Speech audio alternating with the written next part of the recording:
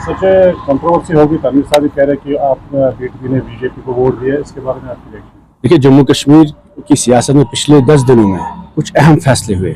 सबसे बड़ा मसला जो जम्मू कश्मीर में इस वक्त दरपेश हुआ कि सिराजुल उलूम जो शुपियन में एक इंस्टीट्यूशन है और अवामी इंस्टीट्यूशन है, जिसका सबसे ज़्यादा कंट्रीब्यूशन जनूबी कश्मीर में है, तालीम के हवाले से, तरबियत के हवाले से, दीनी तालीम के हवाले से। एक ऐसे इंस्टीट्यूशन को बैन किया गया यूएपीए में, और जम्मू कश्मीर की सरकार टस से मस नहीं है, ना इस मुद्दे पे बात की गई। और इस मुद्दे पर मजम्मत तो दूर है, ये इंस्टीट्यूशन न सिर्फ स्कूल डिपार्टमेंट में रजिस्टर है, बल्कि हायर एजुकेशन में कश्मीर यूनिवर्सिटी में इसका डिग्री कॉलेज रजिस्टर है। ये इतना अहम इंस्टीट्यूशन है जैसे जामिया मिल्लिया इस्लामिया एक वक्त होता था, अलीगढ़ मुस्लिम यूनिवर्सिटी एक वक्त होती थी।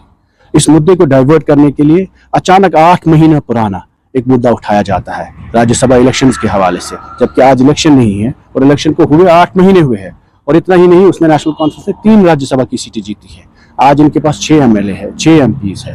एक को छोड़ के कोई भी बाकी एमपी न कश्मीर के मसले पे बात करता है, कश्मीरियों के मसाइलों पे बात करता है, न पॉलिटिकल प्रिजनर्स के हवाले से बात करता है, न फलाए आम के स्कूल जो बैन हुए उस पर बात करता है, न सिराजुल उलूम जो कल इंस्टीट्यूशन बैन हुआ उस पर बात होती है। और उससे बड़ा मसला जम्मू कश्मीर की रिकॉर्ड्स को लेकर जो हमारी विरासत है वो उर्दू ज़ुबान है। उर्दू ज़ुबान के हवाले से सबसे पहले जमाबंदी का जो रिकॉर्ड है उसको डिजिटलाइजेशन सिर्फ अंग्रेजी में आज की तारीख में हो रही है, और हरियाणा का एक एप्लीकेशन इस्तेमाल किया गया और सारा रिकॉर्ड जम्मू कश्मीर की सारी ज़मीन की जमाबंदी अंग्रेजी में हो रही है, उर्दू से शिफ्ट की जा रही है। उसमें कई सारी गलतियां हैं, लेकिन लोग इसलिए क्लियर नहीं कर पाते क्योंकि जो पुराना हमारे पास रिकॉर्ड्स था उसको इरेज कर रहे हैं। तो this is an eraser of the history which this government with 50 MLAs is doing.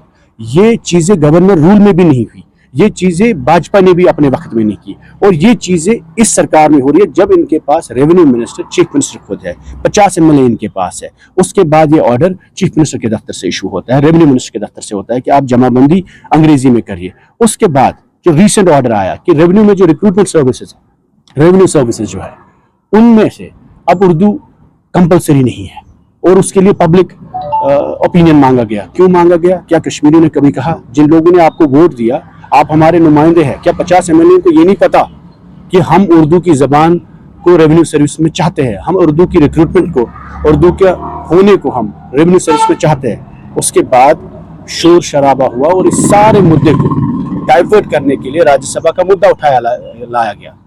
जाहिर सी बात है, महबूबा जी ने खुल के कहा we are not from national conference. इन्होंने पीएचईडी को बालाए ताक रखा इलेक्शन में। इन्होंने इंडिया अलायंस को तोड़ के महबूबा जी को उस वक्त इंश्योर किया कि वो इंडिया अलायंस से कैंडिडेट ना हो। पीएचईडी में पीडीपी को साइड लाइन करके उस अलायंस को तोड़ने की कोशिश की और इलेक्टोरल अलायंस उसको नहीं बनाया। उसके बाद पीडीपी के पास ये आए कि 4 हमारे पास जो 3 MLA है वो इनको राज्यसभा में मदद करें। महबूबा जी ने कहा हम नंबर 3 पर, जिसमें इनके मेंबर पार्लियामेंट आज सुरेंद्र ओबराय साहब बने हैं, कि हम वहां मदद करेंगे आपको ताकि आप अपने वोट 4th पे डालिए ताकि आप कल को इल्जाम तराशी ना हो। ये मुद्दा वोट्स का नहीं है, राज्यसभा का नहीं है, ये मुद्दा ट्रस्ट का है। महबूबा जी ने इन्हें मदद किया क्योंकि लार्जर इंटरेस्ट को वो सर्व करता था, और उसके बाद इन्होंने वादा किया कि हम जमीन के बिल को पास करेंगे, सपोर्ट करेंगे। उस बिल को दूसरे दिन रिजेक्ट किया वोट डालने के बाद। आज 6 महीने बाद जिस RTI के बारे में बात करते हैं, जिस मुद्दे को इन्होंने उठाया, ये बीजेपी का एजेंडा है। इनकी पार्टी में गवर्नेंस फेलियर को लेकर, कैबिनेट एक्सपेंशन को लेकर और गवर्नेंस डेफिसिट को लेकर, डिलीवरी डेफिसिट को लेकर इनकी पार्टी टूटने की कगार पे है। इम्प्लोजन हो रहा है अपनी ही पार्टी में। तो उस बगावत की बू ये इल्ज़ाम तराशी करेंगे। हर सवाल उर्दू का जवाब हम मांग रहे, ये पीडीपी को इल्ज़ाम करेंगे, पीडीपी की अलायंस को इल्ज़ाम करेंगे। जम्मू कश्मीर के लोगों ने इस हुकूमत को मैंडेट दिया है, इस हुकूमत ने मैंडेट लिया जम्मू कश्मीर के तहफ़्फ़ुज़ के लिए, जम्मू कश्मीर के दिफा के लिए, यहाँ की ज़मीन के दिफा के लिए, यहाँ के मेरिट को दिफा करने के लिए, नौकरी को दिफा करने के लिए। 21,000 नौकरियाँ आउटसोर्स की गई, बाहर की कंपनीज लाई गई, किसकी इजाज़त में? और इन्होंने कहा हम 1 लाख नौजवान को रोजगार देंगे। क्या ये सवाल अपोजिशन का जायज़ नहीं है? क्या अपोजिशन जब ये सवाल उमर अब्दुल्ला साहब से करे या इनकी हुकूमत से करे तो क्या हमारा काम नहीं इनको ड्यूटी बाउंड बनाना? और ये हर चीज़ में पीडीपी और बीजेपी अलायंस का नाम देते हैं, 2014 का नाम देते हैं। और क्या जम्मू कश्मीर की आवाम ये मानने के लिए तैयार है? उसका जवाब इनको बड़गाम में मिला है।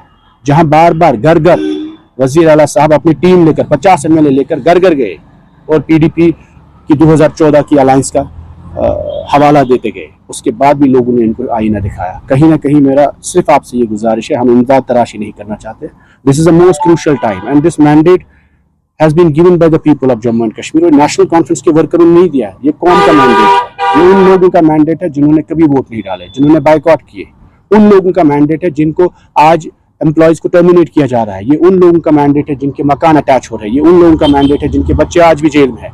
और ये उन लोगों ने मैंडेट दिया उमर साहब को जो ओपन मेरिट के लिए आज रैशनलाइजेशन मांग रहे हैं या जो बेरोजगार है, उनके सवाल करना हमारा काम है। और उसके बाद नेशनल कॉन्फ्रेंस को जिस चीज के लिए मैंडेट दिया गया, उन चीजों पर ये डिलीवर करे, खड़े उतरे। उसके बाद अगर इन सब मसलों को, इनको लगता है कि इन सब मसलों का डाइवर्जन ये 2014 की अलायंस से निकाल सकते, शायद इनकी गलतफहमी होगी। या अगर इनको ये लगता है कि PDP को इल्जाम तराशी करने से हमारी गवर्नेंस डेफिसिट या इनका जो वैक्यूम है या पार्टी का इम्प्लोजन जो है वो शायद हल होगा, तो मुझे लगता है ये बहुत गलत फहमी में रह रहे हैं। There are much pressing issues that the government needs to address. धोखा कौन दे रहा है लोगों को? देखिए, नेशनल कॉन्फ्रेंस ने एक बहुत बड़ा मैंडेट लिया है। अगर आप मीडिया पॉलिसी के हवाले से ही देखें, क्या रिव्यू की गई? इन्होंने रिजर्वेशन की पॉलिसी को रिव्यू करने का वादा किया गया। 300 रुपया जहां बिजली का बिल आता था, आज 3000 रुपया आता है। इन्होंने कहा वाटर प्रोजेक्ट्स को वापस देंगे, 2 नए प्रोजेक्ट्स NHPC को दिए। और इस तरीके में जम्मू कश्मीर की आवाम, देखिए 370 का रेजोल्यूशन हुआ, PDP ने लाया।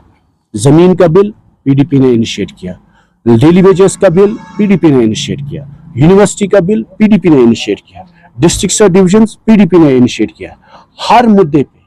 हर मुद्दे पे इनिशिएटिव PDP का है। उसके बाद ये फॉलो अप करते हैं। डाइल्यूट किया 370 का रेजोल्यूशन, डाइल्यूट किया लैंड बिल को, डाइल्यूट किया डेली वेजेस के मुद्दे को। हम सिर्फ उनको ये बताना चाहते हैं कि ये मुद्दा अहम है और ये क्रूशल टाइम है।